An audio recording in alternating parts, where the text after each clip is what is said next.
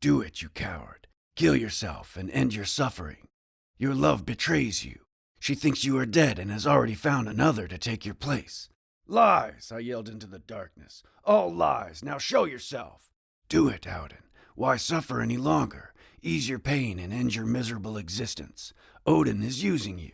Even if you do make it to the end of this staircase, Thor will see your blood run cold down his hands. The voice seemed to be closer now, but I knew this voice. Who was it that urged me on to my death? I know your name, spirit. Now show yourself. A cold air blew across my shoulders. The hairs on my arms now stood straight. We are one and the same, Audan.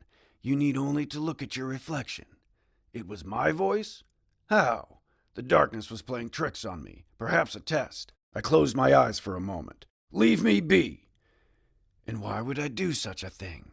You're never going to get out of this alive, and you will never see Seda again. Don't you see? This is the only way. My stomach twisted and turned. I suddenly felt deathly ill. No, stop it. I'll not hear any more of this. Do you hear me, dark spirit? You have no power over me.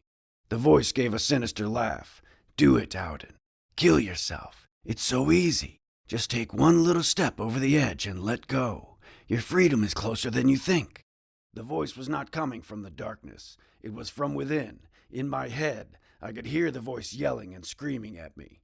No, I yelled as I grasped my head. I will not yield. I will never yield. Every man yields one way or another. Eventually, you will break. I knelt down and sat on the steps. No, stop. It's not real. You're not real. Begone, dark spirit.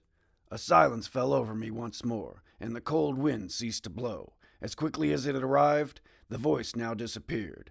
Wiping the sweat from my brow, I asked myself, what happened? I lifted my head and looked about. The darkness still remained, but the voice and its presence was no more. After a moment's rest, I shook off those dark thoughts and rose once more, continuing my unending descent. Step by dreary step until a soft light could be seen in the distance. The bottom of the staircase was within reach, and just beyond was a doorway leading to another hall. At last!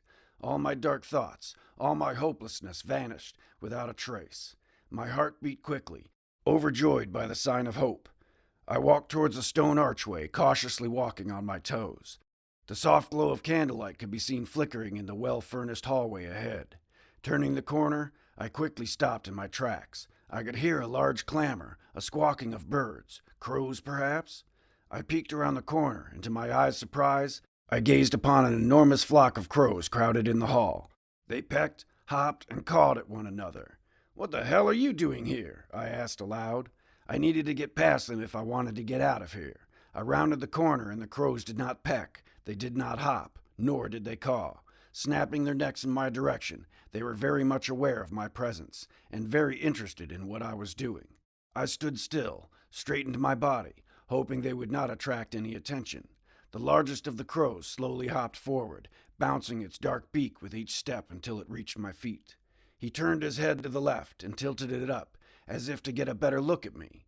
He blinked twice and cawed, pecking at my feet. What was that for, you stupid bird? I took this as a sign from the gods and slowly removed my hood. The crow took a step back as the others looked on. Caw! I jumped back, startled. Was this crow trying to talk to me? Again he cawed, and then uncontrollably, the crow began to violently choke on something. I felt compelled to come to his aid, but did not know why. Cough it up, you stupid bird! I kneeled down, smacking his feathery back gently. Caw! A shiny bronze key covered in spit emerged from the beak of the crow and bounced twice before resting firmly on the ground. Stunned and confused, I stared at the key cautiously. The large crow quickly hopped forward. Leaning over, he pushed the key towards me with his beak. You want me to take this? I cautiously picked it up, thinking the crow would peck at my hand, but he did not move. The key was pure bronze. It even seemed to glow as I twirled it in front of my face. This was no ordinary key. Besides the golden glow, it was intricate, carefully carved and inscribed upon. What is it for? I asked the crow. Wonderful. I'm talking to a crow now, I thought to myself. The crow just cocked his head to one side and cawed again. I stood up. Thank you, I